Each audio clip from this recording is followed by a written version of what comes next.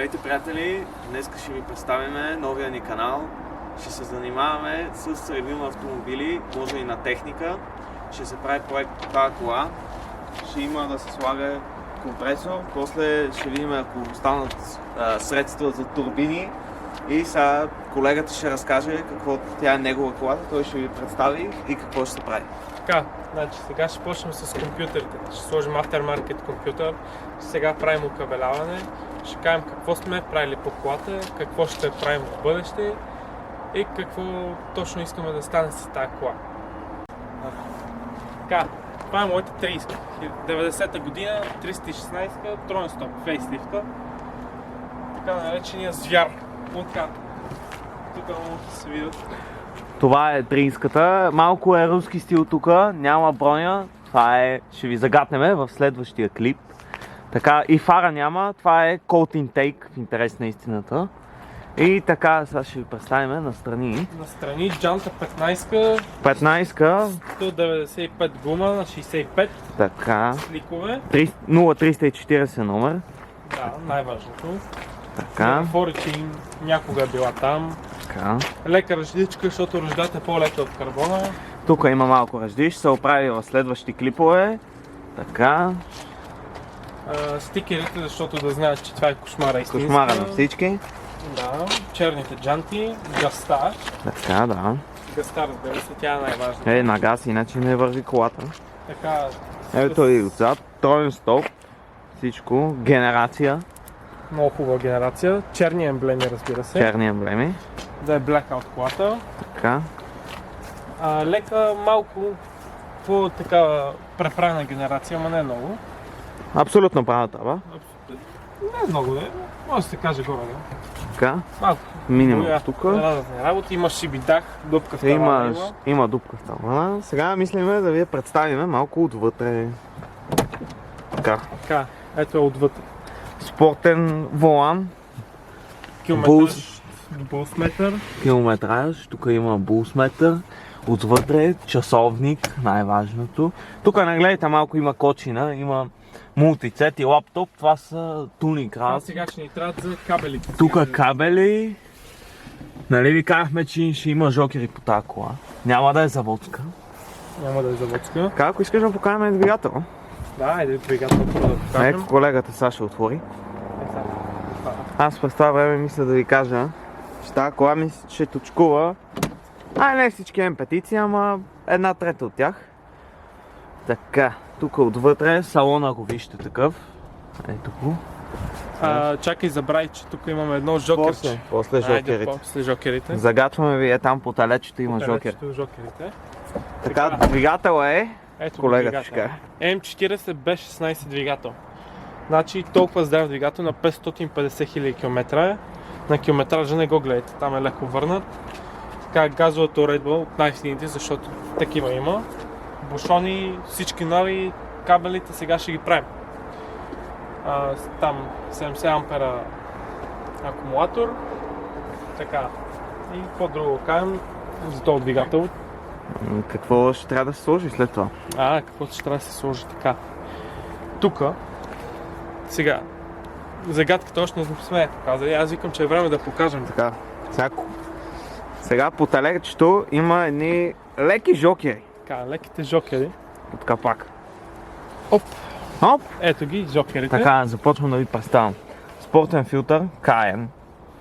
Така, електроника, Megasquirt 3. Така, това е компютърчето. Intel Def Performance. И тук лек компресор от марката. Да се види. Мерцедес. Фокусирай, да? От Мерцедес компресора. И ще трябва да се сложи към двигателя. Ще видим какви коне ще изкара. За сега стокова е уж 102 коня по талон. Така. Би трябвало да стане над 140. Колегата сега ще ви обясни тук какво ще се слага вътре. Как? Първо, ще трябва да? компресорчето. Ела снимай сега тук, където трябва да го правим. Тук сега имаме направена една планка. Не сме снимали на клипа, но едно желязо сгънато. Тук ще сложим желязото и компресор. 3 мм алуминий. 3 мм стомана дори, не алуминий. Добре. Също ще слагаме, от тази страна, Минавам. от тази страна, вместо с делко и една бобина, те направо ги махаме и ще слагаме коилн пук система.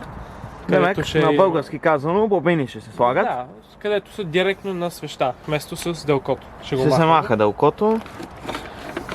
Тук може... Тук малко се виждат кабелите. Тук са кабелите. Където ще трябва да ги махнем и ще трябва да слагаме Да, малко. колегата преди Megasquirt 3 имаше мега единица. Тук има малко тиксо, ако забелязвате. Колегата с бормашината успя да мине през кабелите. Това е много добър. И успя да мине хубаво през кабелите и сега вижте в какво състояние са. Така. Тук колегата, тук се слага един вакуум минава завътре. Завътре там. Тук минава вакуум, за да мине през компютъра. И колегата тук имаше само идея. да зумна камерата екстра. Там минава навътре към купето.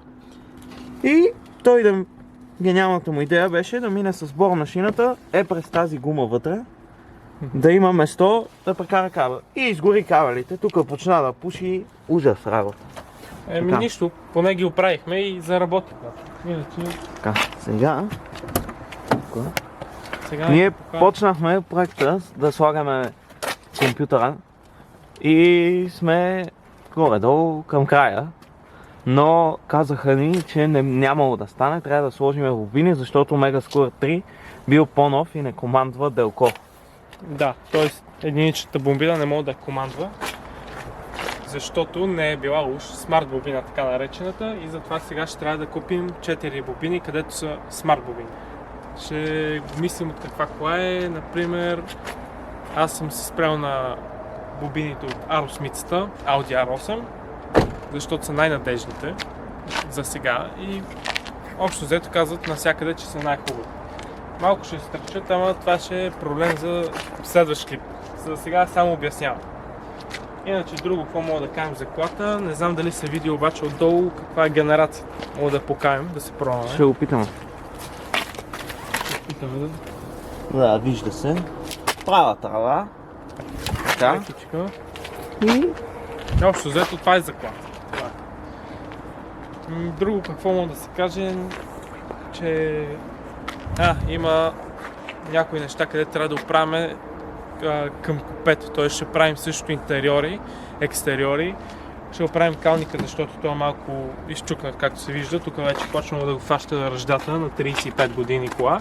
Колата имаше фланци и отзад като се сложат, гумата излиза ето тук на ръба. И удря калника и той затова е малко в такова състояние. Да, той от миналия собственик още.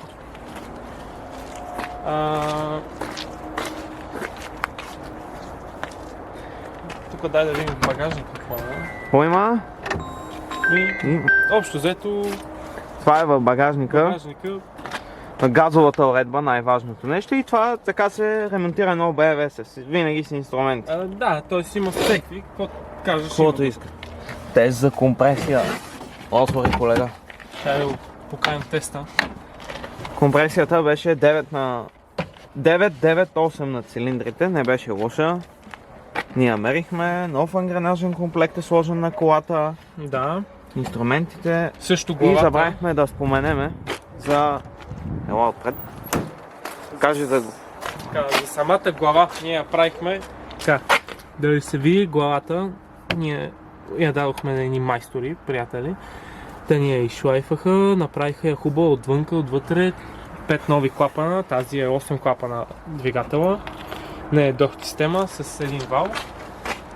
Малко по-старичка, но пак си става с перфектна количка. Не харчи нищо, върви много. Такава е поговорката. Да, защото не харчи нищо, значи върви много. Няма капка масло, няма капка антифриз, нищо не харчи. И тук, освен че правихме последния път, перката много трудно сменя, ако не знаете. Да, тя малко има луфче, ама не пречи на... Това е да обира растенията, ако карате някъде. Да, затова. Мислиме да слагаме по-голям радиатор, защото тая кола с този радиатор и разпределителния съд там е проблем.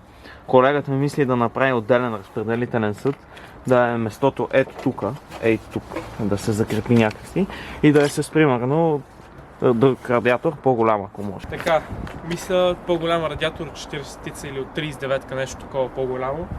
Да махна разпределителния съд, да го сложа някъде отстрани, само да охлажда повече колата, защото сега, например, разпределителният съд пречи, мога да сложи малко по-голям, но заради него пречи. Иначе също мислям да правим с малко такива ала-бала с кормилната рейка. Ще вземем от 46-ца кормилна рейка, защото тя е без хидравлика. Да се отбележи, няма хидравлика. Там долу може да се види. Напълно механична. Да, малко рейка. се върти като зил, ама няма проблем. Като напомпаш гумите и си става топ. Иначе, От 46-ца рейката става без проблем и ще става да се сложи. Да. Ето тук се слага отстрани. Ето тук до алтернатора. Под алтернатора се слага и така. За климатик вече не знам точно взето дали трябва да слагаме. Малко те са излишни работи. Дали може да се отворим прозорците. Казанче за чистачките също нямам. Weight reduction. Законя тежест. Не използваме чистачки. Капака си е от джигула взет направо едно към едно. Сега не знам те какво са мислили от Германия, ама ще крадат от джигулите. Добре, приятели, благодаря ви, че гледахте клипа.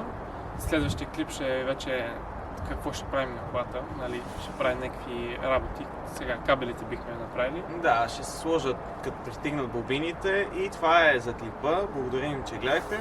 Ако може да лайкнете, да се абонирате и да ударите камбана, за да достигне до повече този канал за този интересен проект. Да. И чао, ще се видим в другия епизод. Довиждане. За сега е това. Трябва да се засели и да точкува всички МПТ-ци в България. Това